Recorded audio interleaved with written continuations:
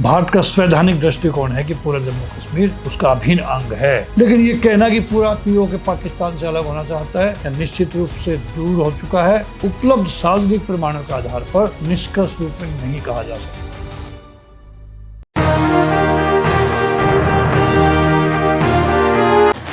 नमस्कार और आप देख रहे सोल्जर वॉइस चैनल। ये करंट अफेयर्स पे मैं कुछ वीडियोस लेके आ रहा हूँ आपके सामने।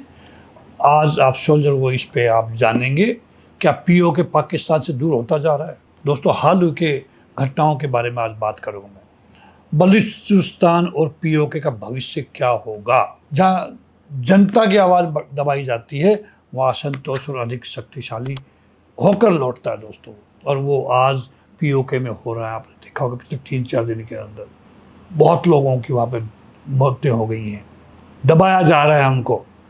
आसिफ मुनीर की सेना पीओके के अंदर जो शांति के लिए लड़ रहे हैं, वहाँ पे अपने हक के लिए लड़ रहे हैं, उनको दबाया जा रहा है दोस्तों, बंदूकें कुछ समय के लिए शांति ला सकती हैं, लेकिन स्थायी समाधान केवल संवाद और न्याय से आता है।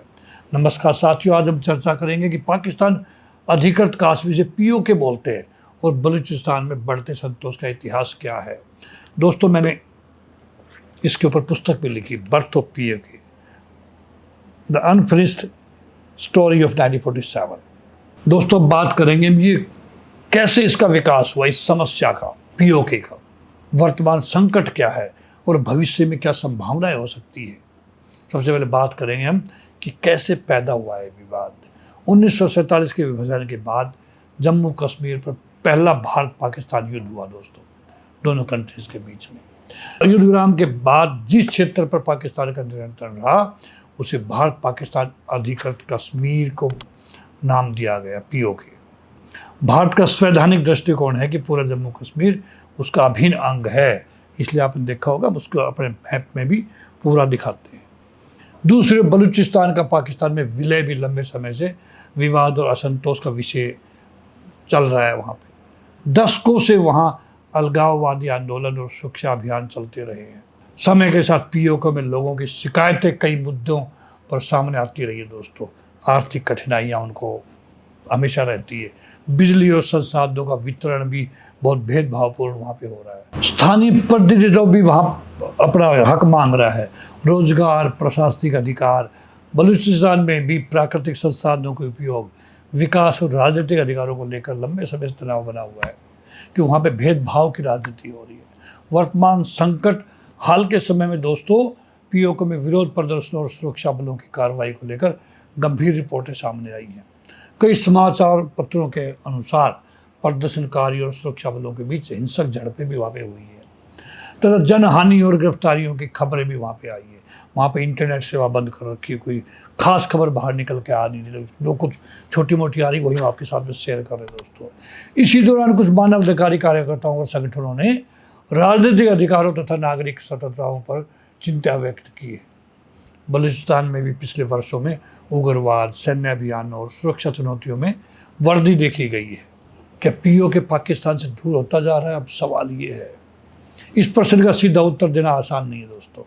कुछ क्षेत्रों में जनता के असंतोष, विरोध प्रदर्शनों और शासन के प्रति नाराजगी की खबरें अवश्य आती रहती है, हम सुनते रहते हैं, लेकिन ये कहना कि पूरा पीओके पाकिस्तान से अलग होना चाहता है या निश्चित रूप से दूर हो चुका है, उपलब्ध सार्वजनिक प्रमाणों के आधार पर निष्कर्ष रूप में नहीं कहा जा सकता।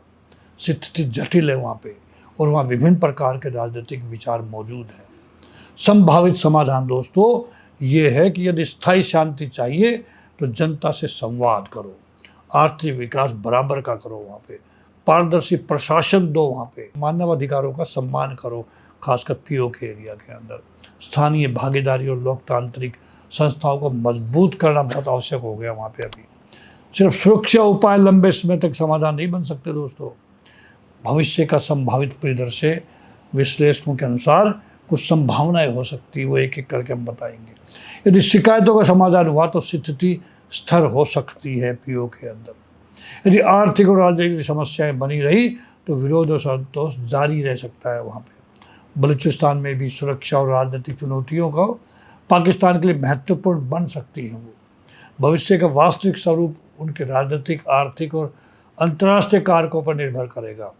इसलिए निश्चित भविष्यवाणी करना संभव नहीं है, लेकिन मेरा जरूर मानना है आज नहीं कल, कल नहीं परसों हम जरूर पीओके को वापस लेंगे। बल्कि वहाँ के लोग आज वहाँ पे 80% लोग चाहते हैं कि भारत का हिस्सा बने, कश्मीर के साथ उनको जोड़ दिया जाए।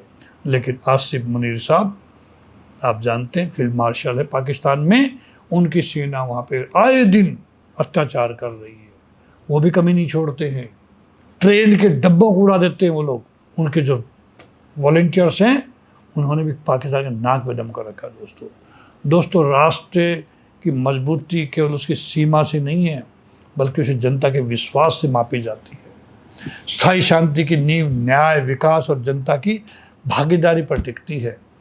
धन्यवाद दोस्तों। यदि आपको विश्लेषण उपयोगी लगा हो तो इसे साझा करें और देश एवं अंतर्राष्ट्रीय विषयों पर तथ्य आधारित चर्चा को आगे बढ़ाएं।